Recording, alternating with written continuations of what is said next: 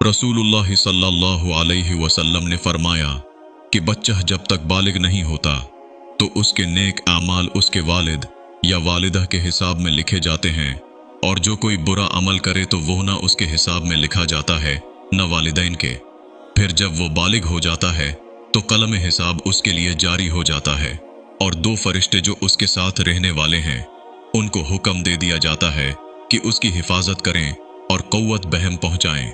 और जब हालती इस्लाम में 40 साल की उम्र को पहुंचता है तो अल्लाह ताला उसको 3 किस्म की बीमारियों से महफूज कर देते हैं, और वो हैं जुनून, जुजाम और बरस।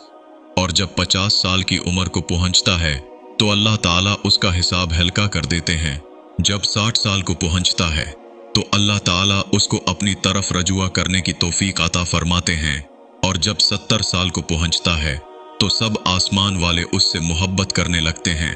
और जब 80 साल को पहुंचता है तो अल्लाह ताला उसकी नेकियां लिखते हैं और गुनाहों को माफ फरमा देते हैं। और फिर जब 90 साल की उम्र हो जाती है तो अल्लाह ताला उसके सब अगले पिछले गुनाह माफ फरमा देते हैं, और उसको अपने घर वालों के मामले में शिफात करने का हक देते हैं, और उसकी शिफात कबूल फरमाते हैं। और उसका लक़ब आमीनुल्लाह यानी ज़मीन में अल्लाह का कैदी हो जाता है, क्योंकि उस उम्र में पहुंचकर इंसान की कुव्वत ख़त्म हो जाती है, किसी चीज़ में लज्जत नहीं रहती, वो कैदी की तरह उम्र गुजारता है। और जब आखिरी उम्र को पहुंच जाता है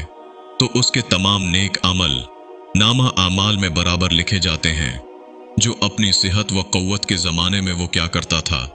और अगर उससे कोई गुनाह हो जाता है तो वो लिखा नहीं जाता।